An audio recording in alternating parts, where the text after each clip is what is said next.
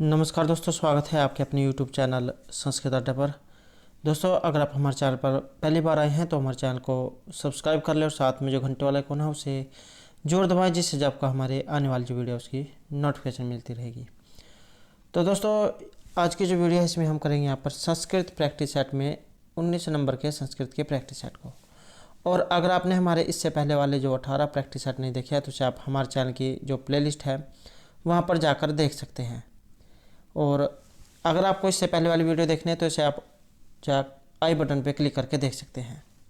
सभी क्वेश्चन यहाँ पर महत्वपूर्ण होंगे, क्योंकि जो पहले जो एग्जाम हुए हैं इनमें क्वेश्चन पूछे गए हैं, तो सभी क्वेश्चन यहाँ पर महत्वपूर्ण हैं। तो हमारा जो यहाँ पर फर्स्ट क्वेश्चन है कि कौन सी धातु उभयपदी यहाँ पर रहेगी। उभयपदी धातु इनमें से कौन सी है। तो यहाँ पर जितनी भी ये धातुएं दी गई हैं ये सभी यहाँ पर उभयपदी है, तो इसमें जो आंसर है ये रहेगा ऑप्शन डी। अब जब यहाँ पर ये उभयपदी धातु पूछा गया है तो इनमें से कौन सी होती है। एकधिकतम चाहे आपने एक सूत्र सुन रखा होगा, तो इसके अंतर्गत जितनी भी धातुएं आती हैं सभी जाए यहाँ पर ये इसमें रहेंगी। दोहु, याच, पच, दंड, रुद्र, पृच्छ, ची, ब्रू, सास, जी, मतमूस, क्रमयुग, स्यात, कथितम तथा स्यात, निहिर, कृष्व है। तो इस प्रकार की जितने भी 16 जो यहाँ पर धातुएं हैं सभी यहाँ पर ये महत्वपूर्ण हैं, क्योंकि कोई सा भी संस्कृत का एग्ज़ाम हो तो उसमें जो है एक उदाहरण यहाँ से जरूर पूछ जाता है। तो ये जो 16 जो धातुएं हैं वेरी वेरी इंपॉर्टेंट हैं और सभी आपने याद कर लेनी है। तो इसके जैसे एक बार हम जो उदाहरण देख लेते हैं। गामदोग्धिम पय हैं, बलिम याचते वसुधाम, तंडुलान ओदनम पस्ति, गर्गान शतम दंडति, माणवकम पंथानम पृच्छति, वृक्षम अवचिनोति फलानी, माणवकम धर्म भ्रूते, शतम जयति देवदत्तम, शुधाम क्षीरनिधि मथनाति, देवदत्तम शतम मुशनाति, ग्रामम अजामनयति, अंतरा। तो ये जो है यहाँ पर 16 जो है ग्रामम अजामनयति, यहाँ तक जो है 16 इस प्रकार से धातुएं जो है यहाँ पर हो जाती हैं। तो सभी महत्वपूर्ण है, आपने इनको याद रखना है। नेक्स्ट क्वेश्चन है यहाँ पर गुह इव प्रतिहत शक्ति। गुह से यहाँ पर अभिप्राय किसके लिए आया है। तो गुह से जो अभिप्राय है ये लिया गया यहाँ पर कार्तिकेय से, और इसका जो यहाँ पर वर्णन है ये महर्षि बाणभट्ट विरचित जो कादम्बरी है वहाँ से ये लिया गया है, उसमें जो है इसके बारे में वर्णन हुआ है। और ये जो कादम्बरी है, कादम्बरी का अर्थ होता है मदिरा। 2 खंडों में ये बटी हुई है और कवि विधा में कथा है। श्रृंगार इसमें रस है, चंद्रपीड़ और जो पुंडरीक है उसके 3 जन्मों की कथा जो इसमें बताई गई है। नेक्स्ट है नय प्रभातरलम ज्योतिरुदेति वसुदलात। तो इस प्रकार की एक सूक्ति जो एग्जाम में पूछ जाती है। तो ये उक्ति यहाँ पर कहाँ से ली गई है। तो ये सूक्ति ली गई है अभिज्ञान शकुंतलम से, और ये जो अभिज्ञान शकुंतलम है ये है महर्षि कालिदास के द्वारा रचित 7 अंक और श्रृंगार रस आधार ग्रंथ है इसका, महाभारत का आदि पर्व। और इसमें जो पात्र हैं कई बार एग्जाम में पात्र पूछ जाते हैं, तो पात्र आपने जरूर याद रखने हैं। दुष्यंत, शकुंतला, कन्नव के अतिरिक्त जिसमें विदूषक रहेगा मांडव्य, मारीच ऋषि है। और ये जो यहाँ पर मारीच के ऊपर जो एक क्वेश्चन पूछा गया था तो उसमें मातंग ऋषि दिए गए थे, तो मातंग ऋषि और मारीच ऋषि ये दोनों एक ही बताए गए हैं। और प्रियंवदा, अनसुया, सोनुमति, गौतमी, गौतम, सारंगरव, शार्दवत और भरत, रैवतक, तो ये सभी जो इसमें पात्र आए हैं। और जो चौथा अंक है ये इसमें महत्वपूर्ण माना गया है और उसमें भी 4 श्लोक। अब जो यहाँ पर ये सूक्ति आई है न पर्वतरलम ज्योतिरुदेति वसुदातलात, तो इसमें कहा गया है कि उज्ज्वल ज्योति पृथ्वी तल से उत्पन्न नहीं हो सकती। अर्थात जो शकुंतला जो थी इसके बारे में कही गई है, क्योंकि वो इतनी सुंदर थी तो उसको देखकर यहाँ पर कहा गया है कि इस प्रकार की ज्योति जो है ये पृथ्वी पर जन्म नहीं ले सकती, तो ये जो है यहाँ की नहीं है। तो उसको देखकर जो ये बात यहाँ पर कही गई थी। और किसके द्वारा कही गई थी। राजा दुष्यंत के द्वारा शकुंतला को देखकर, क्योंकि जहाँ वो बहुत रूपवान सुंदर थी। नेक्स्ट है देम इदम अतीव लोके प्रियम नाराणाम सुहृत च वनिता च, यह श्लोकांश किस ग्रंथ का है? तो यह श्लोक यहाँ पर कहाँ से लिया गया है? यह लिया गया है मृच्छकटिकम से। और ये जो मृच्छकटिक है ये शूद्रक के द्वारा रचित है। रूपक का जो दूसरा भेद होता है प्रकरण, और ये रहेगा 10 इसमें अंक है। नायक नायिका इसमें चारुदत्त और वसंत सेना, और आधार ग्रंथ है इसका भास के द्वारा जो 13 नाटक लिखे गए हैं उनमें से है चारुदत्त नाटक, तो ये इसका आधार ग्रंथ है। और अक्षांक में मिट्टी की गाड़ी वाली जो घटना हुई है उसके आधार पर इसका नाम रखा गया है मृच्छकटिकम, मिट्टी की गाड़ी। पात्र जो है इसमें रहेंगे चारुदत्त, वसंत सेना, मैत्रेय इसमें विदूषक है, आर्यक, सर्विलक, रदनिका, मदनिका, धूता, स्कार और पालक, तो ये इसके पात्र हैं। अब जो यहाँ पर ये बात आई है द्वयम इदम अतीव लोके प्रियम नाराणाम सुहृत च वनिता च, तो ये क्या क्या इसमें कहा गया है या किसके द्वारा ये कही गई है? तो सर्विलक जो है इसमें उसके द्वारा ये कही गई है कि इस संसार में मित्र और स्त्री दोनों ही मनुष्य को बहुत प्रिय हैं, कि इस संसार में मित्र और स्त्री दोनों ही मनुष्य को बहुत प्रिय हैं, तो ये जो है इसमें कही गई है स्कार के सर्विलक के द्वारा। नेक्स्ट है यहाँ पर अधोलिखित पदों में शाकुंतल के प्रसिद्ध 4 पदों में से एक नहीं गिना जाता है। तो अभिज्ञान शाकुंतलम जो वहाँ पर उसके जो चौथा जो अंक है उसमें से 4 श्लोक जो महत्वपूर्ण माने गए हैं, तो उनमें से एक ये कौन सा नहीं है? तो ये जो ऑप्शन डी जो है रहेगा ये इनमें से नहीं है। पातु न प्रथम विशति शुश्रूषो गुरुण कुरु या सती अध्याय शकुंतला और अर्थो ही कन्या प्रक्रिया, तो ये जो है 4 श्लोक इसमें माने गए हैं, तो ये जो ऑप्शन डी जो है यहाँ पर ये इसमें नहीं है। नेक्स्ट है मृच्छकटिकम। ये जो मृच्छकटिकम जो आया है इसके प्रथम अंक का नाम, इसके प्रथम अंक का नाम क्या है? तो इसके जो प्रथम अंक है इसका नाम है यहाँ पर ऑप्शन ए इसमें अलंकार न्यास, और रूपक का जो एक भेद है, और 10 इसमें अंक है, प्रकरण रहेगा।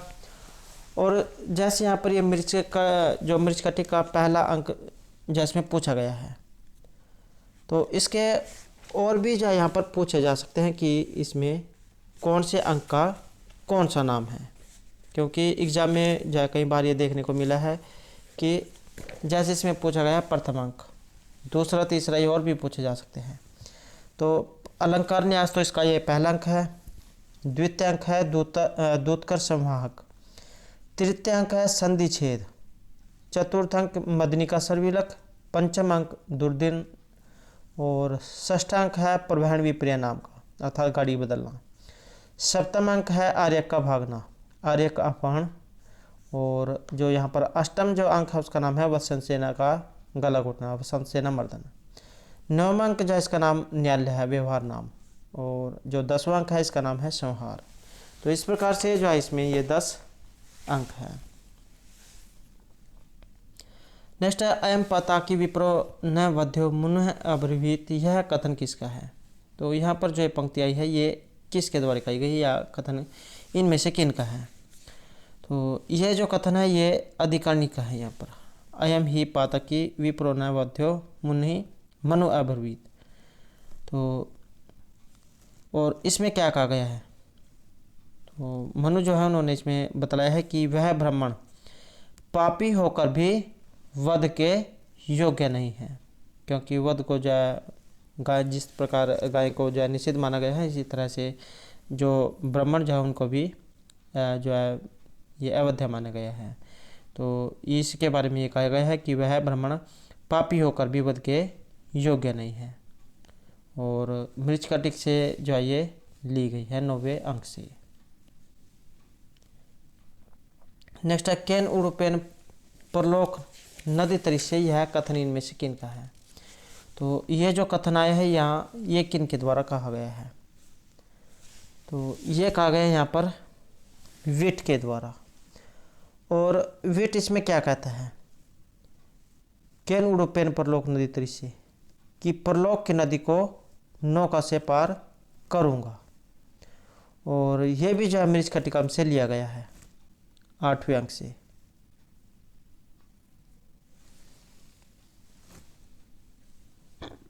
नेक्स्ट है अकारण आविष्कृत वैर दारुण असज्जनात् कस्य भयं न जायते। तो इस श्लोकांश के रचयिता, तो ये कहाँ से लिए गए हैं या जो इसके जो रचयिता है इनमें से कौन है? तो इसके रचयिता है महर्षि बाणभट्ट, और बाणभट्ट के द्वारा जो रचित है कादम्बरी, वहाँ से ये लिया गया है।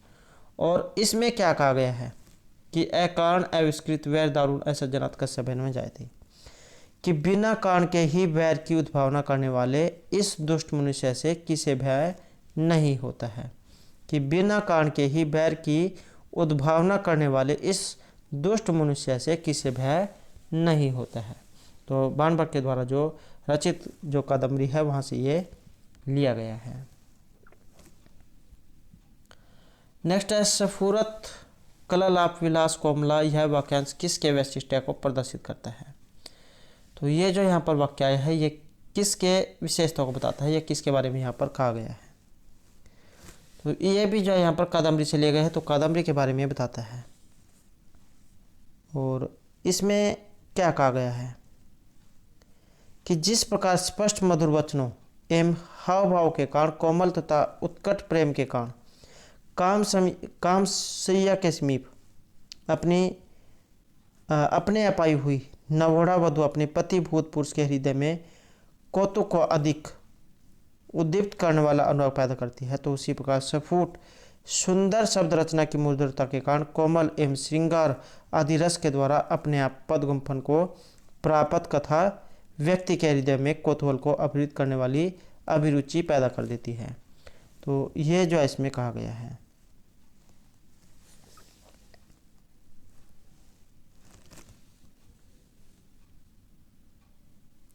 नेक्स्ट है कादम्बरी जो शब्द है ये प्रसिद्ध है, या कादम्बरी का अर्थ क्या है? कादम्बरी जो है इसका अर्थ लिया गया है यहाँ पर मदिरा से, और इसे जो है सुरा भी कहा गया है। जो प्राचीन जो समय था उसमें इस मदिरा या सुरा भी कहा जाता था। आजकल जो है इसे शराब दारू इस नाम से जाना जाता है। नेक्स्ट है कुथेन नागेंद्रम इवेंद्र वाहनम शिशुपाल वधम में इस उपमान सूचक वाक्य से लक्षित है। तो ये किसके लिए आया है? नागेंद्रम इवेंद्र वाहनम, तो ये आया है यहाँ पर महर्षि नारद के लिए। और इनका वर्णन कहाँ पर हुआ है? इसका वर्णन हुआ है शिशुपाल वध में। और ये जो शिशुपाल वध है इसके रचयिता कौन है? तो महर्षि जो माघ है उनके द्वारा रचित है शिशुपाल वध। और 20 जो है इसमें सर्ग है, वीरस का प्रयोग हुआ है। श्री कृष्ण के द्वारा जो शिशुपाल है इसका वध इसमें किया गया है। और रावता पर्वत का वर्णन 20 में हुआ है। उपजीव्य काव्य इसका महाभारत है। और कुथेन नागेंद्र इवेंद्र वाहनम, तो ये नारद जो है इनके लिए यहाँ पर आया है। यहाँ जो नारद है उनको गजराज एरावत की तरह सुशोभित बताया गया है।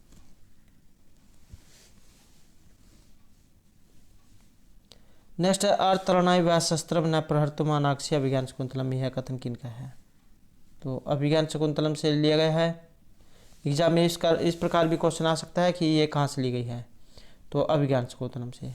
अभिज्ञान शकुंतलम किनके द्वारा रचित है? महर्षि कालिदास के द्वारा। अब ये जो कथन है ये कथन यहाँ पर किसका है? ये कथन है यहाँ पर व्याख्यानस का। और इसमें क्या कहा गया है?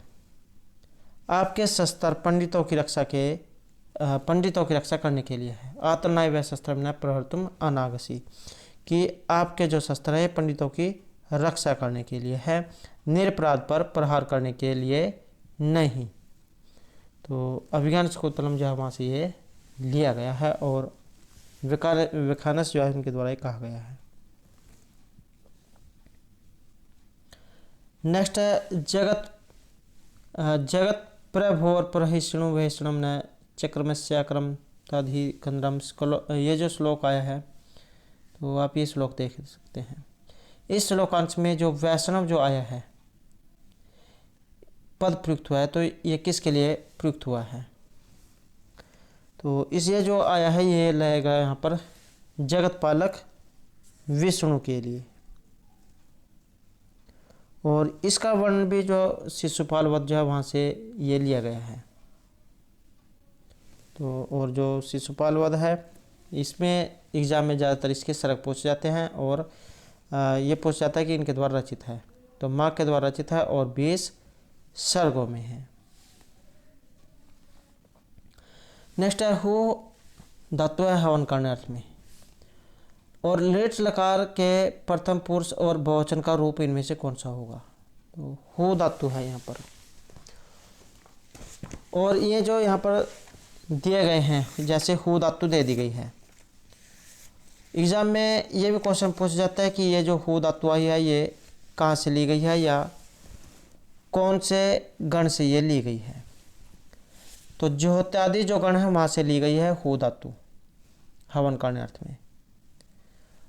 ज्योतादिव्य एक सूत्र है, ज्योतिदिव्य सलु, सलु इसमें होता है तो सलु प्रत्यय जो इसमें होता है ज्योतादिव्य सलु में। और 10 जो गण माने गए हैं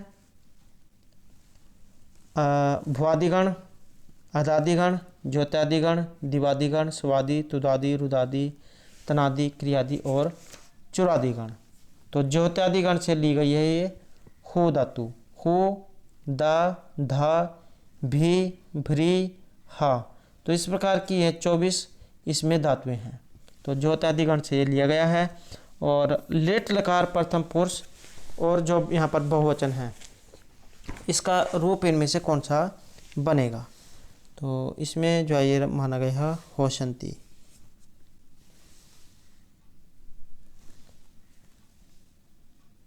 नेक्स्ट है भी धातु के लट लकार के प्रथम पुरुष के बहुवचन में रूप कौन सा होगा। भी धातु। और एग्जाम में जाए यहाँ पर ये जो भी जो दिया गया है इसका कारक में भी पूछा जाती है। भी रक्ष करणार्थ में पंचमी विभक्ति जो उसका प्रयोग किया जाता है। और यहाँ पर इसमें ये लकारों में पूछ ली गई है। तो लट लकार प्रथम पुरुष और बहुवचन में इसका कौन सा रूप यहाँ पर बनेगा। तो इसका जो आंसर ऑप्शन सी जाए रहेगा भिव्यति, इसमें यहाँ पर ये माना गया है। नेक्स्ट है यहाँ पर चंडी शतक। चंडी शतक ये रचना किनकी है। चंडी शतक है महर्षि बाणभट्ट की। और इसके अतिरिक्त इनके द्वारा और कौन कौन से ग्रंथ लिखे गए हैं। कादम्बरी और हर्षचरित। हर्षचरित जो है राजा हर्षवर्धन जो थे थानेसर के शासक थे जो इस समय वर्तमान कुरुक्षेत्र में है। तो वहाँ के राजा थे ये राजा हर्षवर्धन। इनके ऊपर जाए इनके जीवन चरित्र के ऊपर जाए लिखा गया था हर्षचरित्र। और महाराजा जो हर्षवर्धन का समय माना गया 606 से 647 ईस्वी। तो उनके दरबारी कवि थे। तो ये बात आपने याद रखनी है, महर्षि बाणभट्ट के द्वारा ये रचित है। और जैसे यहाँ पर ये अन्य कवि आए हैं तो ये भी जाए यहाँ पर महत्वपूर्ण रहेंगे क्योंकि एग्जाम में इनके बारे में भी पूछ लिया जा सकता है। तो जैसे यहाँ पर महर्षि दंडी आए हैं तो दंडी के द्वारा क्या रचित है, कौन सी जो इनके द्वारा रचित है। तो महर्षि दंडी के द्वारा रचित है काव्य आदर्श। तो काव्य आदर्श जो है महर्षि दंडी के द्वारा रचित है। 10 कुमार चरित, अवंदेश सुंदरी कथा। और 10 कुमार चरित तो यह जो है इनके द्वारा लिखी हुई है। और जो त्रिविक्रम भट्ट है इनके द्वारा रचित है नल चंपू। ये भी जो है महत्वपूर्ण है। ये जो है जो हर्ष के जो नैसिद्ध चरित जो है उसके ऊपर जो है त्रिविक्रम भट्ट के द्वारा ये जो नल चंपू है ये लिखा गया था। और इनके अलावा जैसे अन्य आचार्य हुए हैं जैसे यास्क, इनके द्वारा जो है निरुक्त लिखा गया है। और पिंगलाचार्य के द्वारा छंद सूत्र, कपिल मुनि जो है इनके द्वारा सांख्य सूत्र, जैमिनी के द्वारा मीमांसा सूत्र, कणाद के द्वारा वैशेषिक सूत्र, चरक के द्वारा चरक संहिता और सुश्रुत के द्वारा सुश्रुत संहिता, महर्षि पाणिनि के द्वारा अष्टाध्यायी। और जो आश्वलायन है इनके द्वारा आश्वलायन गृह सूत्र, कौटिल्य का अर्थशास्त्र, बादरायण के ब्रह्मसूत्र। और महर्षि जो कात्यायन उनको वार्तिक के लिए जाना जाता है। और अमर सिंह के द्वारा लिखा गया है अमरकोश। गुणाढ्य की वृत्त कथा और एक एग्जाम में मनु के द्वारा पूछा गया था, तो मनु के द्वारा लिखी गई है मनु स्मृति। सुबंधु की वासुदत्ता और मयूर भट्ट की है सूर्य शतक। और जो भामा है इनके द्वारा लिखा गया है काव्य अलंकार। भर्तृहरि इनको 3 शतकों के लिए जाना जाता है और वाक्य पद्य भी इनके द्वारा लिखा गया है। कुमारदास इनके द्वारा लिखा गया जानकी हरण और एक एग्जाम में आर्यभट्ट के द्वारा पूछा गया था, तो आर्यभट्टिया जो है इनके द्वारा लिखा गया है। और ये जो त्रिविक्रम भट्ट है इनके द्वारा जो नल चंपू और मदालसा चंपू। कुंतक जो है उनके द्वारा वक्रोक्ति संप्रदाय के लिए इनको जाना जाता है, तो वक्रोक्ति जीवित जैन के द्वारा लिखा गया है। और जो कृष्ण मिश्र है इनके द्वारा लिखा गया है प्रबोध चंद्रोदय। जो राजा भोज है इनके द्वारा लिखा गया रामायण चंपू और युक्ति कल्प तरु। केशव मिश्र के द्वारा तरक बादशाह। मम्मट का काव्य प्रकाश और जो जलहनन के द्वारा सोमपाल चरित। तो ये जो यहाँ पर कुछ आचार्य थे, तो आपने इनको याद रखना है। नेक्स्ट है यहाँ पर दाक्षी। तो यहाँ पर जो है दाक्षी जो है इसमें स्त्री प्रत्यय कौन सा है? दक्ष इसमें धातु है और प्रत्यय रहेगा यहाँ पर गीस।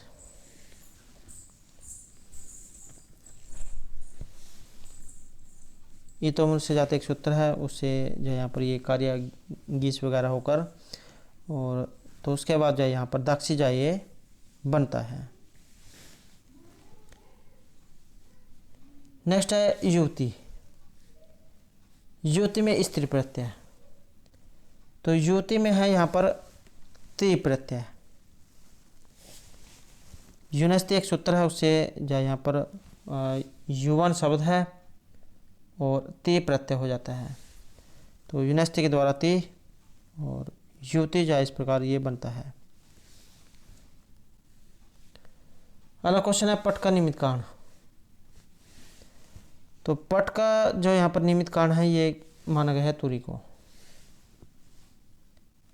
और जो तरक भाषाकार जो केशव मिश्र है उनके अनुसार तंतु जो उसे यहाँ पर माना गया है। केशव मिश्र के अनुसार तंतु जो यहाँ पर पट का समवाय कारण माना गया है। और यह जो यहाँ पर जो क्वेश्चन आया है ये एग्जाम की दृष्टि से महत्वपूर्ण क्वेश्चन है, क्योंकि पहले भी जाए बहुत बार एग्जाम में क्वेश्चन पूछा गया है, तो महत्वपूर्ण जो यहाँ पर क्वेश्चन हो जाता है। और एक एग्जाम में जो क्वेश्चन पूछा गया था कि ये जो यहाँ पर कारण जो आए हैं ये कितने होते हैं। तो 3 प्रकार के कारण जो यहाँ पर माने गए हैं, समय, असमय या निमित्त कारण, या आपने इनको जो है उपादान, असमय या निमित्त कारण भी जो है सुना होगा। तो यहाँ पर जो ये उपादान कारण जो है क्या होता है, तो उस द्रव्य को कहा जाता है जिसके द्वारा कार्य का निर्माण होता है। जैसे मिट्टी जो है घड़े का उपादान कारण, और जो सूत जो होता है ये कपड़े का उपादान कारण कहा जाता है। तो उपादान कारण को जो समवाय कारण है ये भी कहा गया है। और जो असमय कारण है उस गुण या कर्म को कहा जाता है जो उपादान कारण में संवेत रहकर कार्य की उत्पत्ति में सहायक होता है। कपड़े का निर्माण सूतों के संयोग से होता है, तो यही सूतों का संयोग कपड़े का असमय कारण है। और जो तीसरा है ये होता है निमित्त कारण। तो ये उस कारण को कहा जाता है जो द्रव्य से कार्य उत्पन्न करने में सहायक होता है। जैसे कुंभकार मिट्टी से घड़े का निर्माण करता है, इसलिए कुंभकार ही घड़े का निमित्त कारण है। इसी प्रकार जुलाहा सूतों से कपड़े का निर्माण करता है, इसलिए जुलाहा भी कपड़े का निमित्त कारण है।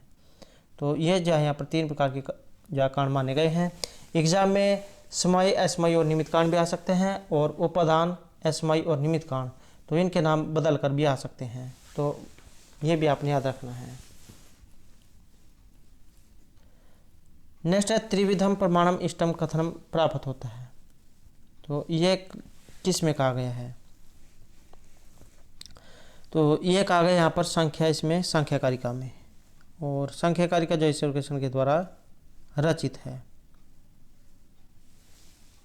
और प्रत्यक्ष, अनुमान और शब्द, ये 3 प्रमाण इसमें माने गए हैं। नेक्स्ट है संख्या मत अनुसार पुरुष। तो संख्या के मत के अनुसार यहाँ पर पुरुष है, तो ये मानी गई है इसमें न प्रकृति और न ही विकृति। संख्या जो दर्शन है इसका दूसरा प्रधान तत्व पुरुष होता है। इसका स्वरूप नित्य, सर्वव्यापी एवं शुद्ध चैतन्य माना गया है और चैतन्य आत्मा का स्वभाव है। इसे निस्त्रय गुण, उदासीन, अकर्ता और केवल, मध्यस्थ, साक्षी, दृष्टा, सदा प्रकाश स्वरूप, ज्ञाता कहा गया है। और इसमें किसी प्रकार का विकार या परिवर्तन नहीं होता है, तो अपितु विकार या परिवर्तन तो प्रकृति के धर्म है। तो संख्या मत के अनुसार पुरुष यहाँ पर न प्रकृति है और न ही विकृति है। नेक्स्ट है तर्क भाषा में प्रमेय की संख्या। तो तर्क भाषा केशव मिश्र के द्वारा रचित है और इसमें जो प्रमेय है इनकी संख्या कितनी मानी गई है? तो यहाँ पर इसमें मानी गई है 12। आत्मा, शरीर, इंद्रिय, अर्थ, बुद्धि, प्रवृत्ति, मन, दोष, प्रत्यभाव, फल, दुख और अपवर्ग। तो इनकी संख्या यहाँ पर 12 मानी गई है। नेक्स्ट है तर्क भाषा के अनुसार एक गुण नहीं है। तो तर्क भाषा के अनुसार एक गुण इनमें से नहीं है, तो ये कौन सा है? तो ये जो यहाँ पर दिक् जो मानी गई है इसमें एक ये गुण नहीं है। और कितने हैं? तो तर्क भाषा में जो यहाँ पर 24 गुण ये माने गए हैं। रूप, रस, गंध, स्पर्श, संख्या, परिमाण, पृथकत्व, संयोग, विभाग, परतव, अपरतव, गुरुत्व, द्रवत्व, स्नेह, शब्द, बुद्धि, सुख दुख, इच्छा, द्वेष, प्रयत्न, धर्म और अधर्म, संस्कार। तो गुण जो यहाँ पर ये 24 इसमें माने गए हैं। तो एक कौन सा नहीं है? ये जो दिक् जो यहाँ पर दिया गया है ये इनमें गुणों की श्रेणी में नहीं आता है। नेक्स्ट है हरि आस्ते। तो यहाँ पर जो ये रिक्त स्थान जो आया है ये आपने फिल करना है। तो इसमें जो हमारा यहाँ पर सी आंसर है ये रहेगा option B. Option B, Hari वैकुंठे आस्ते। कर्ता और कर्म के द्वारा किसी भी क्रिया का आधार अधिकरण कहलाता है। तो यहाँ पर जो अधिकरण है इसमें सप्तमी जो विभक्ति है इसका प्रयोग यहाँ पर किया गया है। और यहाँ पर जो ये सप्तमी विभक्ति आई है यहाँ से एक क्वेश्चन पूछा जाता है आधार के बारे में कि आधार जो कितने प्रकार का होता है? आधार होता है 3 प्रकार का, औपश्लेषिक, वैशेषिक और अभिव्यापक। औपश्लेषिक क्या होता है कि जिसके साथ आधेय का भौतिक संश्लेष हो उसे औपश्लेषिक कहा जाएगा, जैसे कटे, आस्ते। दूसरा है वैशेषिक आधार, जिसके साथ आधेय का व्याप्य व्यापक संश्लेष हो तो उसे कहा जाएगा वैशेषिक आधार, जैसे मोक्षे, इच्छास्ति। तीसरा है अभिव्यापक आधार, जिसके साथ आधेय का व्याप्य व्यापक संबंध हो तो उसे अभिव्यापक आधार कहा जाएगा, जैसे तिलेषु, तैलम। तीनों ही उदाहरण महत्वपूर्ण हैं और पहले भी एग्जामों में इसमें पूछे गए हैं, तो ये आपने याद रखने हैं। औपश्लेषिक आधार कटयास्ते, वैशेषिक आधार मोक्षे, इच्छास्ति और अभिव्यापक आधार तिलेषु, तैलम। नेक्स्ट है रिक्त स्थान आल्य है, निर्मित है, रिक्त स्थान की पूर्ति कीजिए। तो यहाँ पर रिक्त स्थान जो है इसमें कौन सा आएगा? तो इसमें माना गया है ऑप्शन ए को, मासेन आल्य निर्मित है, 1 मास में घर बना लिया। जो अपवर्ग जो होता है, अपवर्ग इसमें जो तृतीय जो विभक्ति है उसका प्रयोग किया जाता है अपवर्ग अर्थ में।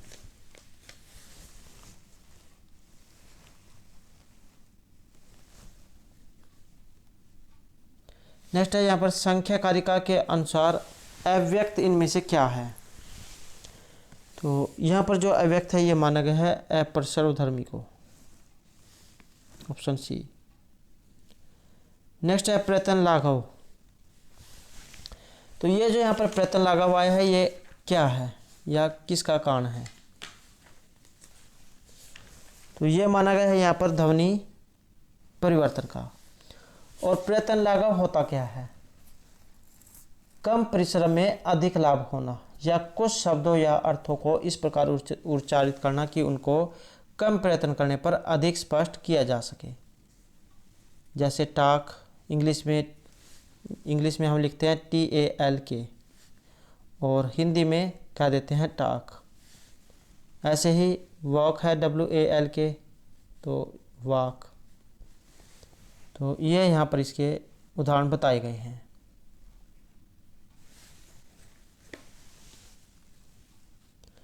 नेक्स्ट है सत्य अर्थ है पृथक अर्थाया।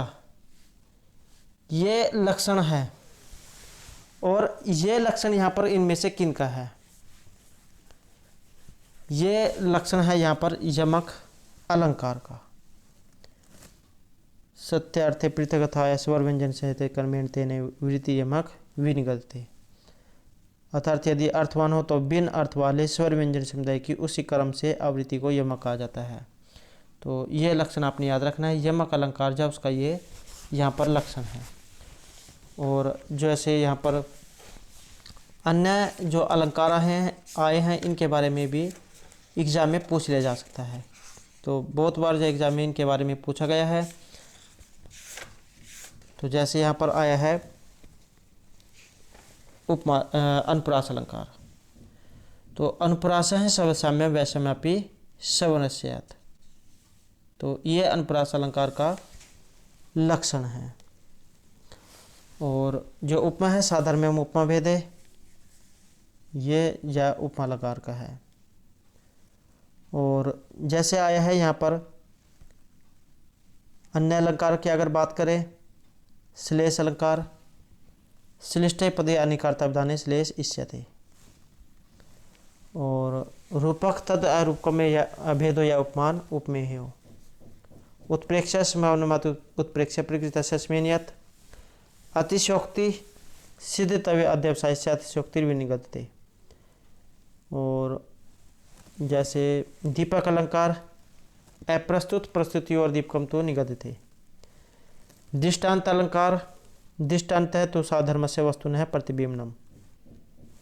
और एक जब पूछा जाता है निर्दर्शन के बारे में, सभवन वस्तु संबंध असंभवन अपि कुत्रचित यत्र बिंब अनुबिंब तो बोध्यत साध निदर्शना। जहाँ पर बिंब और बिंब प्रतिबिंब भाव जहाँ दिखाया जाता है तो वहाँ पर होता है निर्दर्शना अलंकार। तो ये जो यहाँ पर कुछ जो अलंकार थे जो एग्जाम में आ सकते हैं। नेक्स्ट है अधोलिखित में इनमें से कौन सा एक रूपक नहीं है? तो रूपक का एक प्रकार इनमें से नहीं है, तो यह कौन सा है? ये जो यहाँ पर मुद्रा राक्षस जो आया है ये रूपकों का उदाहरण यहाँ पर नहीं है। और ये जो मुद्रा राक्षस है ये किन के द्वारा रचित है? तो मुद्रा राक्षस जो है यहाँ पर ये विशाखा दत्त के द्वारा रचित है। और कवि विधा में ये नाटक है। और अंक है इसमें 7। वीर रस इसमें रहेगा, नायक इसमें चाणक्य है और प्रतिनायक राक्षस है। पात्र इसमें कौन कौन से हैं? चाणक्य, राक्षस, चंद्रगुप्त, मल्लकेतु, चंदनदास, शकरदास। और इसके बारे में एक क्वेश्चन पूछा जाता है कि कौन सा नायिका रहित नाटक है? तो ये जो मुद्रा राक्षस है इसमें नायिका रहित नाटक इसको माना गया है। और विदूषक का भी इसमें अभाव है। राजनीति जो है इसमें छल कपट इसका वर्णन इसमें दिखाया गया है। और मालविका अग्निमित्रम जयमर्षि कालिदास के द्वारा रचित है। और जो सारिपुत्र प्रकरण आया है ये है महर्षि अशोकोस के द्वारा रचित। तो ये जो है यहाँ पर इनके बारे में बताया गया है, तो आपने इनको याद रखना है।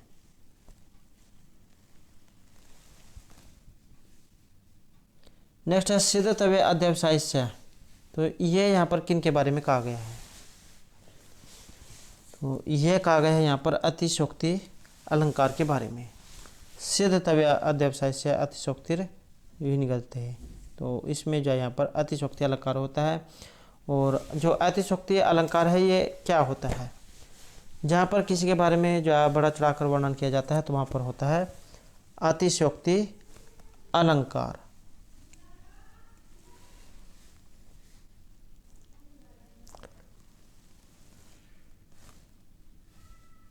नेक्स्ट है डिम बाधे स्वक्रिया स्वरूप वर्णनम।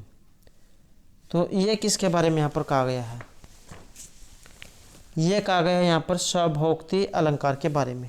स्वभावोक्ति तो डिम बाधे स्वक्रिया रूप वर्णनम, जहाँ पर जो स्वाभाविक जो क्रियाएं होती हैं इसके बारे में बताया जाता है तो वहाँ पर होता है स्वभावोक्ति अलंकार। नेक्स्ट है संकेत ग्रह में शब्द का अर्थ अपोह माना गया है। तो ये किन के द्वारा माना गया है, ये रहेगा यहाँ पर बौद्धों के द्वारा। नेक्स्ट है बुद्धि नाशात प्रणश्यति किस ग्रंथ का ही संदर्भ है, ये कहाँ से ये लिया गया है।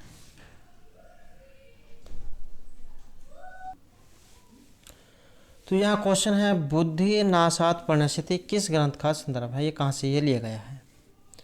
तो ये लिया गया यहाँ पर गीता से। गीता जो इसमें है 18 अध्याय। गीता जो है ये अध्यायों में है, ये भी आपने याद रखना है। और कितने अध्याय हैं, इसमें है 18 अध्याय। बुद्धि का नाश हो जाने से पुरुष अपनी स्थिति से गिर जाता है, तो ये इसमें कहा गया है। नेक्स्ट है गुड़ाकेश। गुड़ाकेश के नाम से इनमें से जाना जाता है, तो किन्हें जाना जाता है। गुड़ाकेश कहा जाता है अर्जुन को। और ये भी जो यहाँ पर जो श्रीमद् भागवत गीता जो है वहाँ से ये लिया गया है। और गुड़ाकेश का अर्थ क्या होता है, इसका अर्थ होता है निद्रा को जीतने वाला।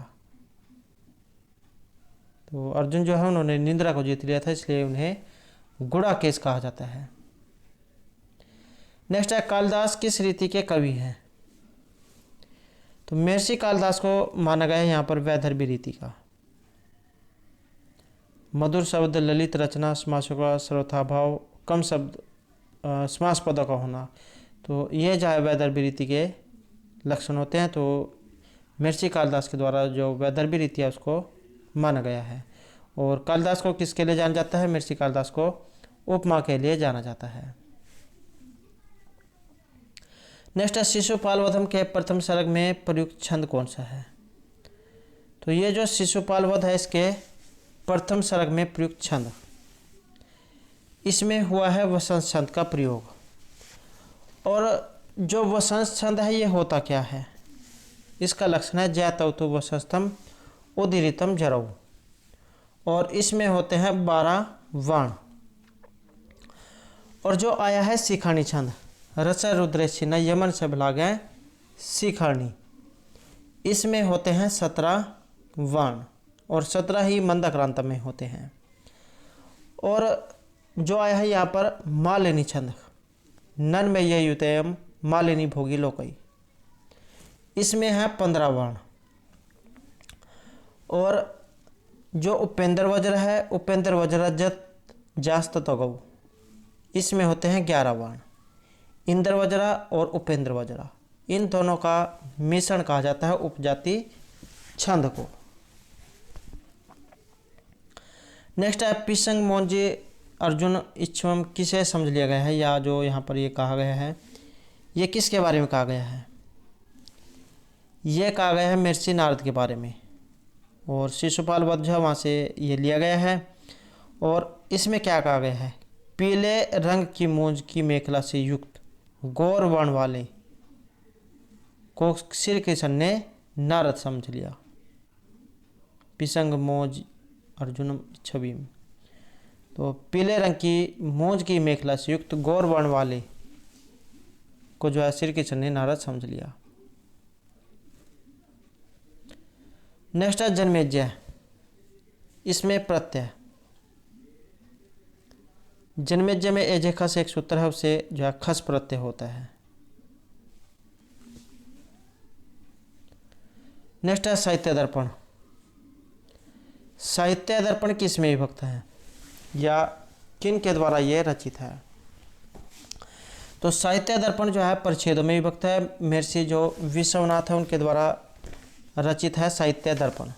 10 परिच्छेद हैं और प्रथम परिच्छेद का नाम है काव्य के प्रयोजन लक्षण, दूसरा शब्द और वाक्य की परिभाषा, तृतीय रस भाव और रस संबंधी अन्य संबंधी तत्वों की व्याख्या, चतुर्थ में ध्वनि और गुणीभूत व्यंग्य काव्य, पंचम में व्यंजन विरोधियों की समस्त युक्तियों का खंडन किया गया है, छठे में नाटक संबंधी महत्वपूर्ण विषय, सातवें में काव्य दोष, आठवें में श्रृंगारवाद की स्थापना और 3 गुणों के लक्षण।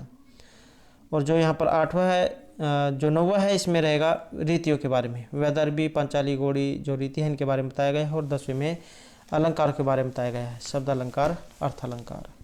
तो 10 परिच्छेद जो इसमें रहेंगे। और जो काव्य प्रकाशाचार्य मम्मट का ये उल्लासों में है। नेक्स्ट है कार्यम।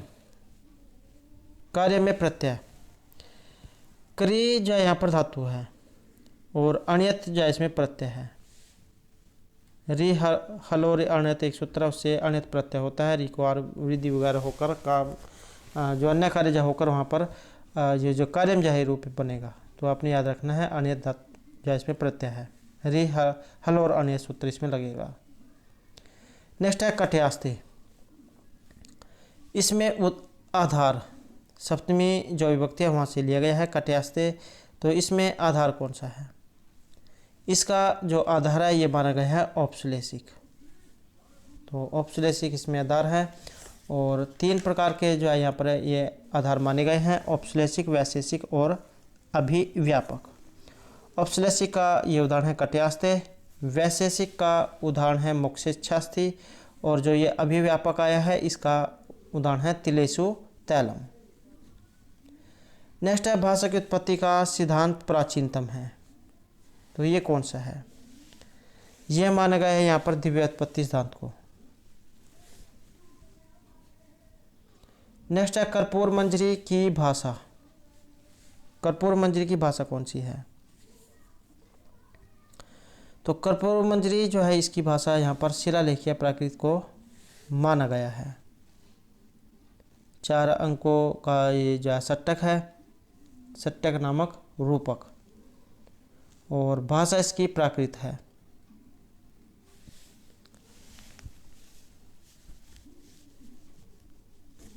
नेक्स्ट है नियतिकृत नियम रहिता किसे कहा गया है?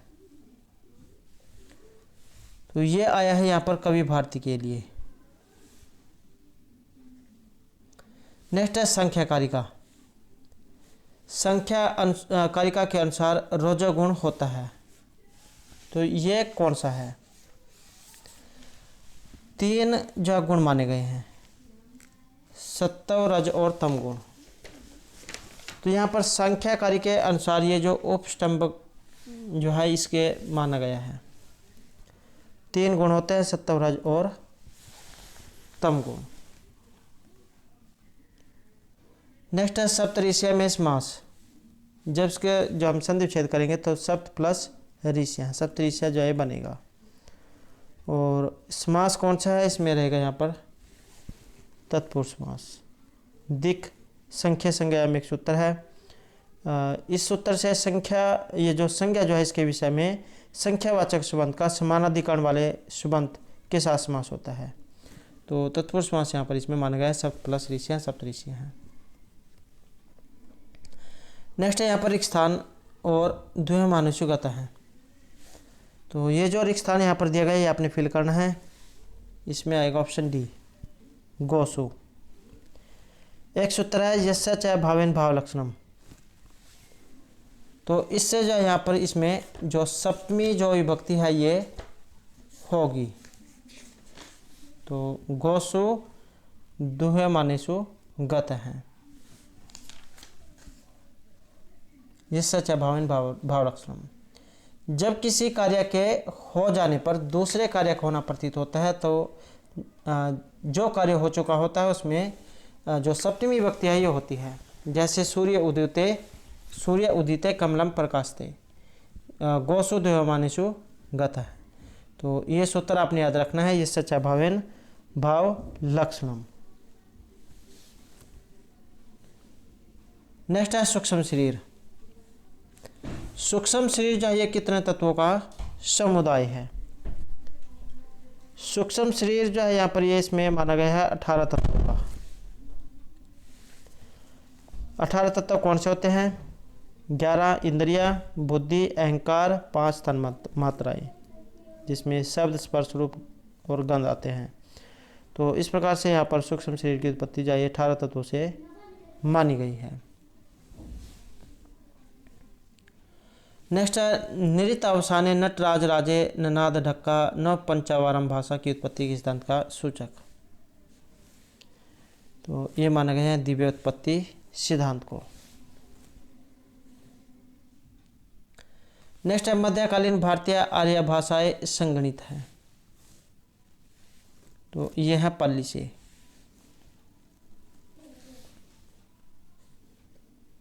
नेक्स्ट है प्रवेशक और विस्कंभक का उल्लेख नहीं है। तो प्रवेशक और विस्कंभक का जो उल्लेख है ये कहाँ पर नहीं हुआ है। ये जो कर्पूर मंजरी जो है इसमें नहीं हुआ है। और ये कर्पूर मंजरी किनके द्वारा लिखी हुई है? तो ये है राजशेखर के द्वारा। सट्टक नाटक में प्रवेशक और विस्कंभक की योजना नहीं होती है। तो ये जो कर्पूर मंजरी है इसमें श्रृंगार रस का जो पुट सन्निहित है, अतः ये श्रृंगार युक्त सट्टक है।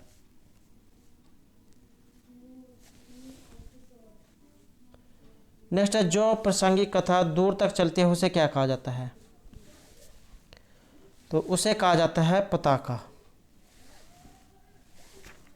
जिस प्रकार जो रामायण जो है इसमें सुग्रीव और जो विभीषण वृत्तांत है ये बहुत दूर तक चला है। तो ये जो है पताका माना गया है।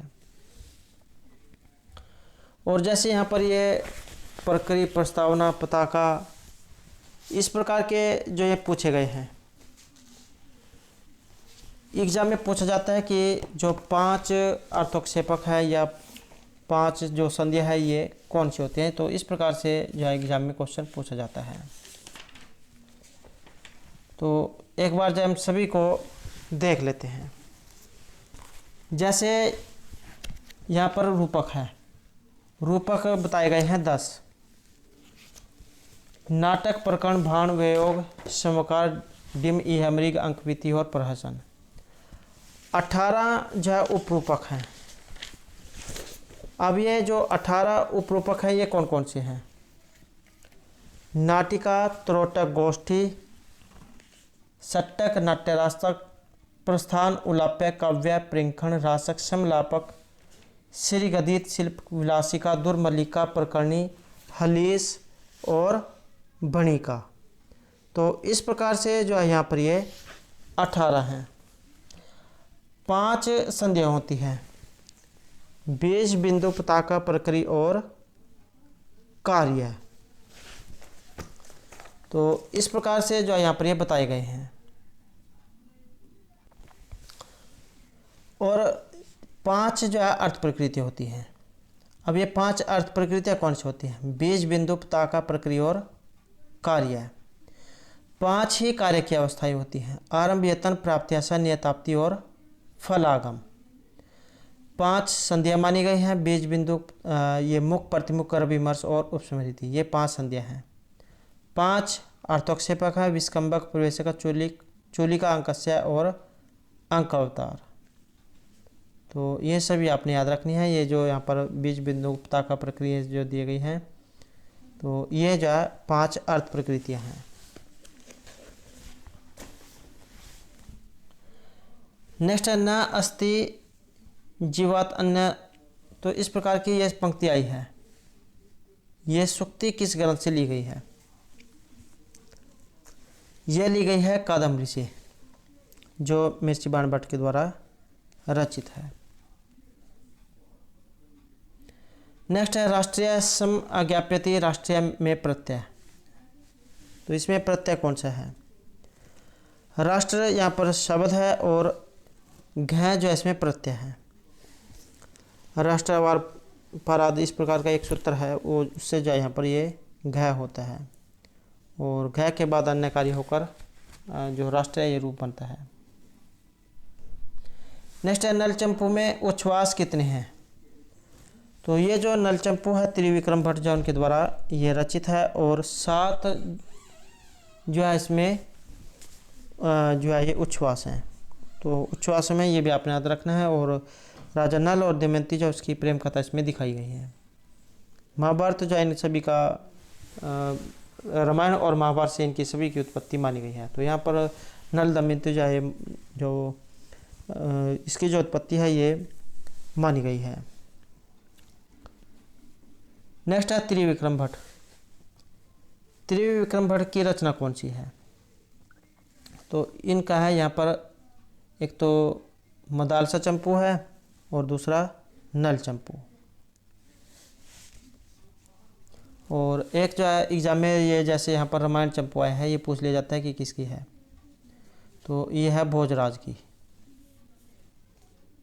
और यश तिलक चंपू ये है जैन सोमदेव सूर्य की। तो है सेम लेकिन इनके जो कवि है ये अलग अलग है। रामायण चंपू भोजराज की है। यश तिलक जो है यहाँ पर ये जैन सोमदेव सूर्य की है। और मदालसा और जो नल चंपू है ये त्रिविक्रम भट्ट की है। नेक्स्ट है दृश्यते न चाय यत्र स्त्री निवा पिन पयोधरा श्लोकांश किस ग्रंथ का है। ये पंक्ति यहाँ पर आई है और कहाँ से ये ली गई है। तो ये ली गई है नल चंपू से। प्रथम जो उच्छ्वास है वहाँ से ये ली गई है। नेक्स्ट है संसार में दरिद्र के समान नहीं है। तो ऑप्शन ए म्यान विहीन तलवार। और ये जो दरिद्र जो आया है इससे आपने समझ जाना है कि एक इसका वर्णन कहाँ पर हुआ है। तो मृच्छकटिकम में जो है इसके बारे में वर्णन हुआ है। तो म्यान विहीन तलवार को जो दरिद्र के समान यहाँ पर इसमें नहीं बतलाया गया है। संसार में पंखों से रहित पक्षी, सूखा वृक्ष, जल रहित सरोवर और दाढ़ उखाड़ा हुआ सांप और निर्धन व्यक्ति ये सब एक जैसे हैं। म्यान विहीन तलवार जो यहाँ पर ये अलग है। नेक्स्ट है सिंधु हिंदू में ध्वनि परिवर्तन का कारण। तो ध्वनि परिवर्तन का कारण कौन सा है। तो इसे माना गया यहाँ पर भौगोलिक कारण। तो भौगोलिक कारण जो है इसका यहाँ पर ये उदाहरण है। नेक्स्ट है मति तो गौ पंक्ति एवं सिद्धति। तो इस प्रकार के जो ये पंक्ति जो आई है ये कहाँ से ली गई है। मति तो गौ पंकगत एवं सिद्धति। तो इसका जो संबंध है ये अधिकानिक से है। और कहाँ से ली गई है एग्जाम में ये भी आ सकता है। तो ये जो शूद्रक के द्वारा जो रचित है मृच्छकटिक वहाँ से ये ली गई है। तो दोस्तों ये थे हमारे आज के यहाँ पर संस्कृत प्रैक्टिस सेट से संबंधित कुछ महत्वपूर्ण क्वेश्चन जो आपके आगे आने वाले एग्जाम के लिए महत्वपूर्ण होंगे। और दोस्तों अगर आपने अब तक हमारे चैनल को सब्सक्राइब नहीं किया तो सब्सक्राइब कर लें। और दोस्तों हमारे साथ अंत बनाने के लिए धन्यवाद।